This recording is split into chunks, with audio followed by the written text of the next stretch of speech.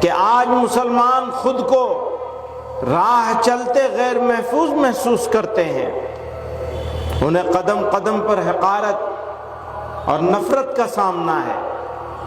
جب یہ اپنے جائز حقوق کے لیے آوازیں اٹھاتے ہیں تو ان کے گھروں کو بلڈوزر کے ذریعے برباد کر دیا جاتا ہے۔ وطن عزیز میں مسلمانوں پر سرکاری سرپرستی میں جاری منافرت اور ظلم و ستم کی یہ لہر انہیں شدید مشکلات سے دوچار کر رہی ہے۔ اسی سرزمین کے ایک شاعر تھے، بڑے خوبصورت انداز میں اب سے بہت پہلے آج کے حالات پر روشنی ڈال گئے۔ غضب کی فتنہ سازی آئے ہے اس آفت جاں کو، غضب کی فتنہ سازی آئے ہے اس آفت جاں کو، شرارت خود کرے ہے اور ہمیں تہمت لگا دے ہے، شرارت خود کرے ہے اور ہمیں تہمت لگا دے ہے، میری بربادیوں کا ڈال کر الزام دنیا پر، وہ ظالم اپنے منہ پر ہاتھ رکھ کر مسکرا دے ہے، اب انسانوں کی بستی کا یہ عالم ہے کہ مت پوچھو، لگے ہے آگ ایک گھر میں تو ہمسایہ ہوا دے ہے، کلیجہ تھام کر سنتے ہیں لیکن سن ہی لیتے ہیں، میرے یاروں کو میرے غم کی تلخی بھی مزہ دے ہے۔ بزرگوں اور دوستوں، کسی بھی مہذب سماج کے لیے عدل و انصاف سب سے بڑا معیار ہے۔ عدل و انصاف کے بغیر بڑی سے بڑی ریاست، بڑے سے بڑا ملک باقی نہیں رہ سکتا۔ ملک میں امن و امان کا قیام اور جرائم سے پاک معاشرے کی تشکیل انصاف کے بغیر ممکن نہیں، لیکن افسوس کے ساتھ کہنا پڑ رہا ہے کہ گزشتہ کچھ عرصے سے بالخصوص بابری مسجد، طلاق ثلاثہ جیسے بہت سے مسائل پر فیصلوں کے بعد یہ تأثر عام ہو رہا ہے کہ عدالتیں ریاستوں کے دباؤ میں کام کر رہی ہیں، اقلیتوں کے آئینی حقوق اور دستور کے بعد بنیادی اصولوں کی تشریح کی ایسی مثالیں سامنے آئی ہیں جنہوں نے عدالتوں کے کردار پر سوالیہ نشان لگا دیا ہے۔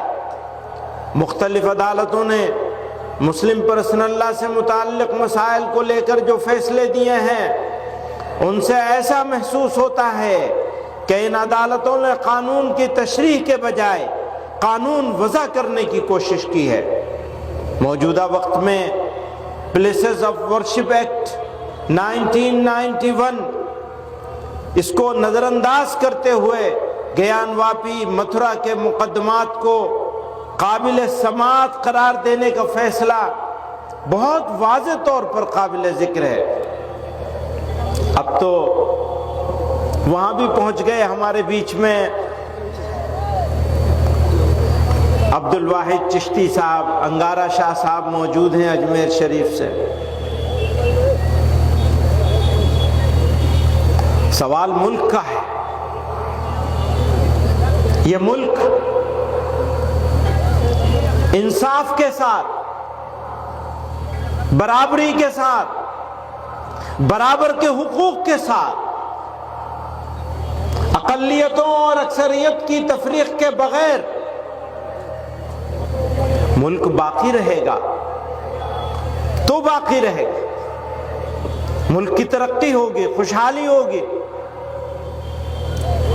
سڑکیں بنائی جائیں، ایئرپورٹ بنائے جائیں، ٹرینیں چلائی جائیں، ترقی کے جو کام دنیا میں ہیں جن کا تعلق میٹیریل سے ہے وہ ضرور کیا جائے، لیکن جس کا تعلق انسانوں سے ہے اگر وہ نظر انداز ہو جائے گا تو یاد رکھنا یہ ملک کبھی ترقی نہیں کر سکے گا۔ پھر یہ انسانوں کا نہیں، جانوروں کا ملک ہوگا۔ اگر برابری نہیں ہوگی، اگر انصاف نہیں ہوگا، اگر انسانوں کے بیچ میں مذہب کی بنیاد پر ذات پات کی بنیاد پر تفریق ہوگی اگر لوگوں کو ذلیل کیا جائے گا، تو یہ اس سے بڑی ملک کے ساتھ دشمنی اور غداری کچھ نہیں ہو سکتی۔ بزرگوں اور دوستوں،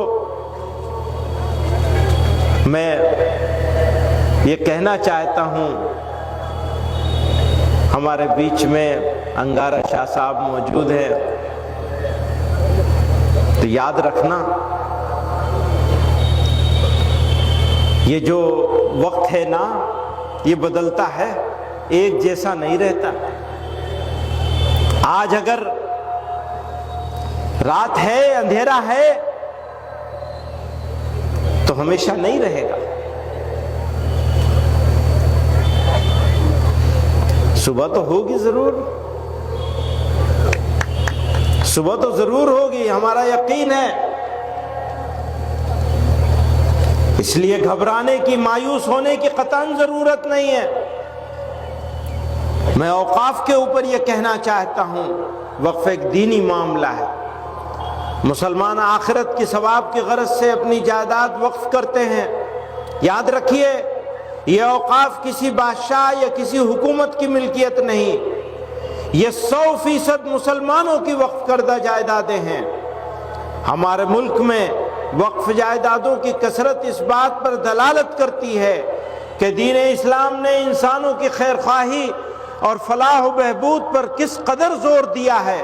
مسلمانوں نے کس فراخ دلی کے ساتھ اللہ کی رضا اور صدقہ جاریہ کے لیے اپنی جائیدادیں وقف کی ہیں۔ یہ وقف ہمارے بزرگوں کی وراثت ہے۔ آج اسے ہم اس طرح ضائع ہوتے نہیں دیکھ سکتے۔ ہم دہائیوں سے اس کے خرد برد ہونے، اس پر ناجائز قبضہ اور تسلط ہونے کی شکایت کرتے رہے ہیں۔ جمعیت علماء ہند نے حکومتوں سے بارہا مطالبہ کیا ہے کہ وقف جائیدادوں کا انتظام و انصرام SGPC کے طرز پہ کیا جائے، لیکن حکومتوں نے کوئی توجہ نہیں دی اور وقف کی بدحالی کا تماشا دیکھتے رہے۔ بزرگوں اور دوستوں، اس پر مزید ظلم یہ ہوا کہ موجودہ حکومت اس طرح کی ترمیم کرنا چاہتی ہے کہ ناجائز قبضہ کرنے والوں کا قبضہ آسان ہو جائے اور جنہوں نے قبضے ناجائز کر رکھے ہیں ان کا تسلط مکمل ہو جائے۔ بزرگوں اور دوستوں، یہ جو پروپیگنڈا کیا جا رہا ہے نا کہ جہاں پہ انگلی رکھ دیں گے وہ ہو جائے گی، یہ جھوٹا پروپیگنڈا ہے۔ اپنی ہی جائیدادیں، ان کے اپنے وزیر نے اسی مرتبہ کے سیشن میں یہ بات کہی ہے کہ اتنی جائیدادیں اوقاف کی جو ہیں وہ لوگوں نے قبضے کر رکھے ہیں۔ اگر ہاتھ رکھنے سے وہ جائیداد مل جاتی ہوتی تو خود اوقاف کی جائیدادوں پر اتنے سارے لوگوں کے قبضے کیسے ہوتے؟ وہ جو میں نے شعر پڑھا تھا نا کہ شرارت خود کرے ہے اور ہمیں تہمت لگا دے ہے، وہ تو بھائی قبضے تم نے کروا رکھے ہیں، اور وقف بورڈ بنتا کیسے؟ حکومتیں بناتی ہیں۔ ہم کہتے ہیں مسلمانوں کے ہاتھ میں ہونا چاہیے وقف بورڈ کا بنایا جانا۔ آپ نے جو موجودہ قانون ہے اس کے حساب سے آپ نے ان جائیدادوں کا انتظام کرنے کے لیے جو صوبائی اوقاف بنائے ہیں جتنے، اور سینٹرل وقف کونسل بھی، وہ سب حکومتیں بناتی، حکومتوں کے بنائے ہوئے اوقاف کے ساتھ، اور اتنی جائیدادیں آپ کو وزیر مان رہا ہے کہ اتنی جائیدادوں پہ قبضہ ہے۔ میرے بھائیوں، بزرگوں، مسلمان کو کیا کرنا چاہیے؟ مشکل حالات میں مسلمانوں کا عمل اور رد عمل وہ کیا ہونا چاہیے؟ تو میں عرض کرنا چاہتا ہوں، صبر، حکمت اور دانش مندی کا آئینہ دار ہونا چاہیے۔ اگر صبر کے ساتھ، حکمت کے ساتھ اور دانش مندی کے ساتھ سوچ سمجھ کر فیصلے نہیں کیے گئے تو جو ہمارا مخالف جو چاہتا ہے ہمارے ہاتھ سے وہ کام کروانے میں کامیاب ہو جائے گا۔ وقت کا تقاضا ہے کہ مسلمان اپنی بصیرت اور دور اندیشی کا مظاہرہ کرے، مثبت اور متوازن اقدامات کے ذریعے معاشرتی تعمیر و ترقی میں اپنا کردار مزید مضبوط کرے، تعلیم کے فروغ، معاشی خود کفالت، سماجی بہبود پر خصوصی توجہ مرکوز کرتے ہوئے ہمیں اپنی کمیونٹی کو اس قابل بنانا ہے کہ ہر چیلنج کا سامنا حکمت اور استقامت سے کیا جا سکے۔ ستم کتنا ہی رخ بدلے وفا کی خو نہ بدلیں گے، وہ ترکش اپنا خالی کر دیں ہم پہلو نہ بدلیں گے، مزاج باغبانی باغباں کا گر نہ بدلے گا، چمن والے بھی اپنا رنگ اپنی بو نہ بدلیں گے، جنوں والوں کی شوریدہ مزاجی بھی نہ بدلے گی، وہ جب تک طرز و انداز خمے گیسو نہ بدلیں گے، غموں کی ترجمانی ہو رہی ہے ہوتی جائے گی، یہ زخم دل نہیں ہیں پھول ہیں خوشبو نہ بدلیں گے، تیرا بخشا ہوا سرمایہ غم اتنا پیارا ہے کہ جام جم سے بھی ہم ایک بوند آنسو، کہ جام جم سے بھی ہم ایک بوند آنسو نہ بدلیں گے۔ میرے دوستو، مزاج دعوتی بنانا ہے۔ پروردگار عالم نے ہم کو اس سرزمین پر پیدا کیا اور ہمارے لیے یہ انعام ہے اس کا کرم ہے، اس کی مہربانی ہے کہ اس نے اس سرزمین پر ہم کو پیدا کیا۔ ہو سکتا ہے ہم کسی ایسی سرزمین پہ پیدا ہوتے جہاں سب ایک طرح کے لوگ ہوتے، ہمارے جیسے لوگ ہوتے۔ اللہ تعالی نے ہم کو اس مختلف خیال، مختلف عقائد کے سرزمین پر پیدا فرمایا اور ہمارے لیے اس سرزمین کو میدان عمل بنا دیا۔ یہ افسوس اور دکھ کی نہیں بلکہ خوشی، مسرت اور شکر گزاری کا موقع ہے۔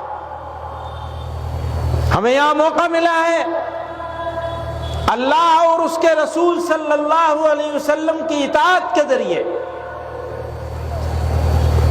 اسلام کی حقانیت اور اسلام کی دعوت پہنچانے کا۔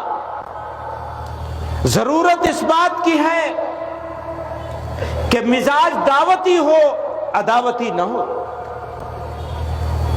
آج دیکھنے میں یہ آیا ہے کہ کچھ لوگ، کچھ جماعتیں، کچھ تنظیمیں اور ہمارے برادران وطن میں بھی تھوڑے پولیٹیکل فائدے کے لیے لوگ